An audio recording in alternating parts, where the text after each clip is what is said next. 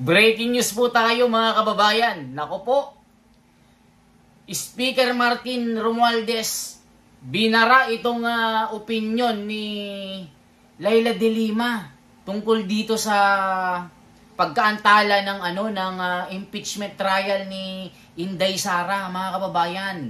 Ano ba ang sinabi ni Martin Romualdez na itong sinabi ni Leila de Lima nag-aaway na ng kanilang mga reaction dito?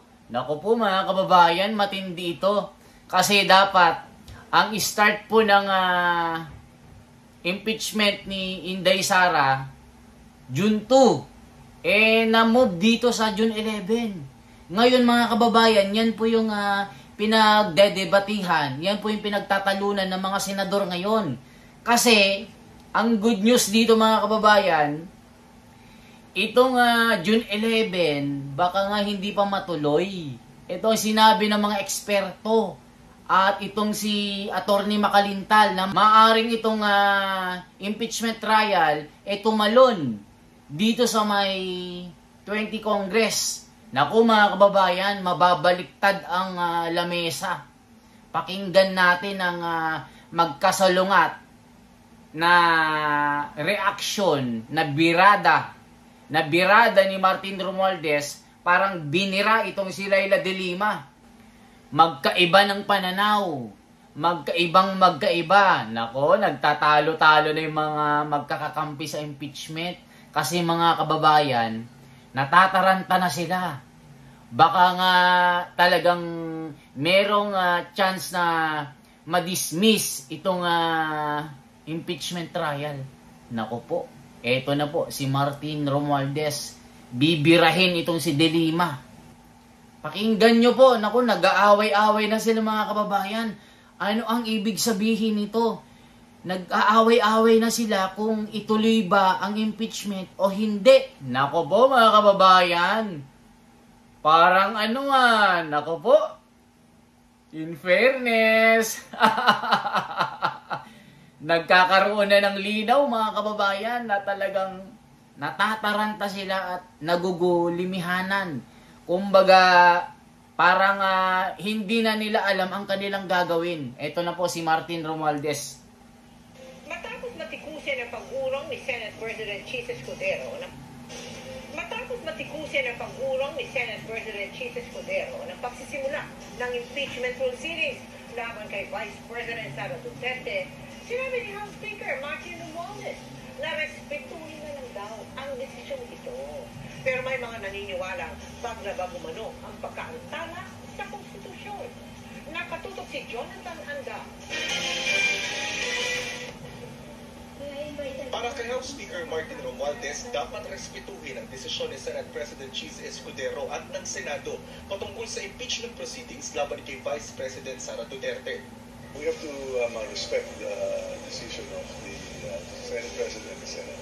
Sulat sa akin ni Senate President Chis Escudero is pretty straightforward. Kaya yung impeachment complaint ay nasa Senado na. So we leave it to their sound discretion as to how they want to proceed in from that, no? Ipinagpaliban ni Escudero ang pagsisimula ng impeachment proceedings ng ilang araw para daw unahin ang pagpapasa ng mga akbang at panukala na nakapaloob sa legislative agenda ng administrasyon. Si Representative-elect Leila de Lima na inaasahang magiging miyembro ng House Prosecution Panel, dismayado sa press conference kanina ni Senate President Chis Escudero. Akala ko yung para bang alisin na niya yung mga agam-agam tungkol dyan na magkakaroon pa ba ng trial o hindi. He could have been more categorical that so far as the Senate is concerned, tuloy-tuloy kami. I was expecting that kind of a stance sa kanya earlier, but it was not. Ano pa rin, medyo iffy pa rin, right? Kasi hindi pa rin nakakasiguro. Everything is speculative at this point, but we hope things resolve itself positively for all. Tingin ni de Lima, nilalabag ni Escudero ang konstitusyon sa pag-antala ng impeachment proceedings. There's always been my position that is clearly violative of what the Constitution says. Forthwith is forthwith. Tsaka ilang beses na yan nadidelay. Ang abogado naman ng ikatlong impeachment complaint, hindi pa masabi kung anong gagawin nila sakaling hindi matuloy ang impeachment trial. It must happen. It is unthinkable, constitutional, from a perspective of a student of constitution. It is unthinkable for the Senate not to proceed with the impeachments of the impeached official of the person of the Vice President of the Republic of the Philippines. Kanina nagpulong sina De Lima at iba pang naghain ng impeachment complaint para pag-usapan ang susunod nilang hakbang. Para sa GMA Integrated News, Jonathan Andal na... Napansin nyo mga kababayan? Parang nabuljak itong si si Laila De Lima. Di ba? Nakita nyo po yung yung magkaibang statement ni Speaker Martin at ni Laila De Lima. Si Martin, sabi niya, irespeto na lang itong decision ng Senate President kung bakit naantala itong impeachment trial. Sabi naman ni Madam De Lima, nadismaya. Kumbaga, sumama yung loob niya mga kababayan na bakit inantala, anong nangyari, bakit lagi na lang inantala. Nakita nyo po yung pagtatalo nila mga kababayan. Nako po mga kababayan. Kasi alam nyo po, pag hindi natuloy itong, di ba, June 2, inurong ng June 11. Pag hindi natuloy itong June 11, tatalon ito sa 20 Congress. Ang mangyayari niyan, bago na po yung mga senador, hindi na nila kayang balikan yung dati po na kaso ni Inday Sara. Nako po mga kababayan, parang nakikita na natin itong pagka-dismiss. Hindi na matutuloy itong impeachment. Ito mga kababayan, na abogado na ito. Abogado ng De Campanilla magsasalita na maaaring hindi matuloy itong impeachment ni VP Sara. Nako po mga ka-wonders, malupit ito. Kasi maraming iiyak. Yung mga bangag iiyak dito mga kababayan at mga ka-wonders. Iiyak sila. Kasi nga mga kababayan, mapapatunayan na hindi sila handa. Kulang yung kanilang ebidensya para idiin itong si Inday Sara. Nako po mga ka-wonder, exciting ito. Lalong-lalo na pag nandyan na si Caro Dante Marcoleta, nako po mga kababayan, maraming pasabog itong gagawin. Kaya kaabang-abang itong si Caro Dante. Para pa namang Miriam Defensor ito sa talino mga kababayan. Ito yung male version niya. Pakinggan po natin ito mga kababayan. Nako, magugulat kayo sa reaction ni Attorney Macalintal. Magaling na abogado ito. Tignan po natin yung kanilang pag-a-analyze dito mga kababayan. Ang nagsabi po yan, ang nagsabi, pati kang election lawyer, talagang isa ito sa ating mga close friend ito ng DWIC. Ito daw regarding dito sa parang ganun. Ang pagkakaintindi ko, ganito pinag-uusapan po natin dito yung impeachment. Impeachment ni VP Sara. Meron lang daw question, siguro technicality, at kapag nagbotohan, malalaman na kagad ni VP Sara kung sino talaga mag-oo o hindi. Nasa linya po natin ngayon ang veteran election lawyer. Ang pag-uusapan natin kung talaga bang mangyayari ang impeachment process o yung titingin sa Senado. Nasa linya po natin Attorney Romulo Macalintal. Attorney Romy Mac, magandang araw po. Magandang araw sa iyo at sa iyong tagapaglood, tagapakinig. Ayan, Attorney, pasensya ka na. Mas maganda po kung kayo ang magpapaliwanag.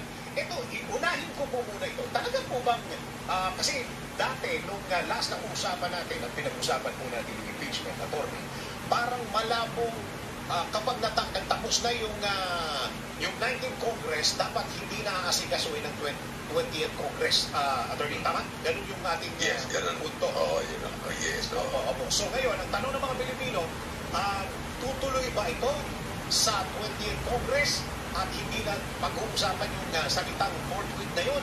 Dahil ngayon, parang ang preparasyon po yata nila, Attorney, nauuwi. Yes, pero yan ay talagang tatawid yan. Ang issue ngayon pwede bang itawid yan from 19th to 20th Congress?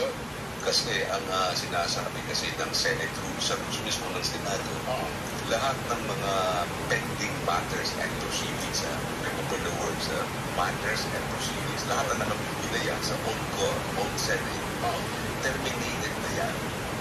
Pero pwede yung bagong Senado, i-take up yan, pero itutuloy yan ng bagong reklamo o bagong matter o proceedings. So pag itutuloy yan na bago, maaari sabihin ni Sara na, bago yan, yung pangalawang impeachment ko na yan. Kaya ang nangyayari dyan ay hindi na ako po pwedeng makasuhan dahil sa ikalawang na yan sa loob ng isang taon. At ipinagbabawal sa ating saligang batas ang dalawang impeachment sa loob ng isang taon laban sa isang impeachable official. So, yun ngayon magiging tinatawag na issue of jurisdiction. Ibig sabihin, may kapangyarihan pa ba ang 20th Congress, ang 20th Senate na yan, na i-take up itong impeachment na ito na isinampa noong 19th Senate. So, pag yan, kinwestiyon ngayon ni Sara, sasabihin niya, we have to dismiss because you have no jurisdiction, wala na kayong kapangyarihan. Dahil sa galing pa sa lumang Senado, itong bagong Senado ito walang kapangyarihan. So, I file a motion to dismiss. Pagka nag-rule ngayon ang Senado, i-dismiss ba o hindi, malalaman ngayon ni Sara sino ang kanyang mga kaalyado. Kasi sa botohang yan, malalaman na niya. Kasi ang kailangan dyan, para mag-grant yan o anumang desisyon, 13 ang buboto kung pagbibigyan siya o hindi siya pagbibigyan.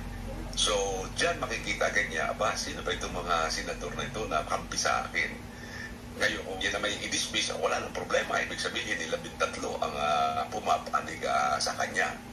Kaya, sa madaling salita, sa madaling panahon, malalaman agad niya kung sino ang kanyang kaalyado dyan sa Senado. Okay, so ibig sabihin, para mas madaling maintindihan ng mga kababayan natin, yan po ay trabaho ng 19th Congress na hindi pwedeng ipasa sa 20th Congress. Yun ang sinasabi ngayon ng panig ni Sara, hindi pwedeng ipasa yan doon. O mga kababayan, narinig nyo po. Kasi ang makulit dyan, si Risa Hontiveros, si De Lima, Cocomar, yung talagang nagpipilit mga kababayan na gawin na itong impeachment. Si Hontiveros, si De Lima, si Coco Pimentel, si Franz Castro, at iba pang mga nagsusulong. Pero in fairness mga kababayan, si Martin Romualdez, binira niya itong si Leila De Lima na respetohin na lang ang desisyon ng Senate President na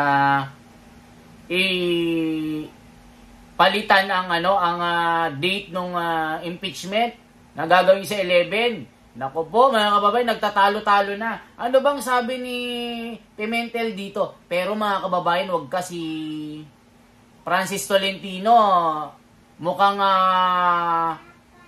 against sa impeachment na po ito. Sa muling pagbubukas ng sesyon ng Senado, kung dapat bang ituloy sa 20th Congress ang impeachment trial ni VP Sara Duterte. Ayon kay Senador Francis Tolentino, labag yan sa saligang batas. At live mula po sa Senado, nauna sa balita si Mian Los Baños. Mian, ano raw ang basehan ni Tolentino sa kanyang pahayag?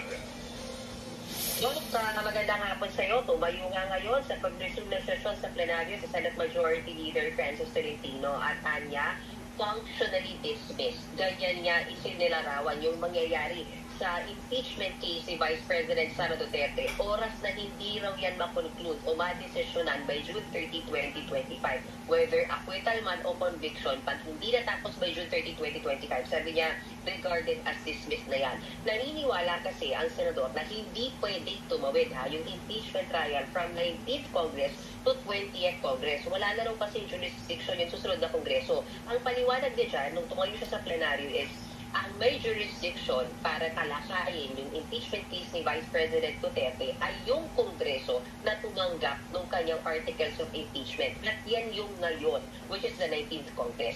Isinaad din niya na ayon sa rules, oras na mag-adjourn na ang Kongreso, which is next week mangyayari po. Pag nag-adjourn ang Kongreso, terminated na rin lahat ng legislative process.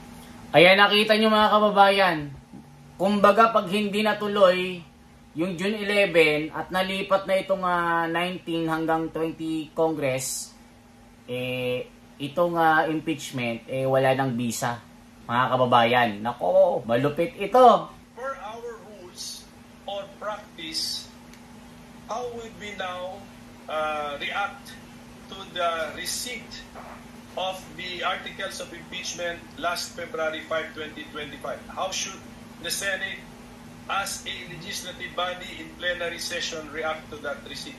In line with Article 1 of our impeachment rules, which makes mention of the authority and responsibility of the President of the Senate, that is why I set the schedule for the articles to be read in plenary, which in turn would trigger, if at all, the creation of the impeachment court, which, if at all, would now proceed with the issuance of summons for the respondent or defendant. Would not the impeachment complaint received last February 5, 2025 be included in the reference of business?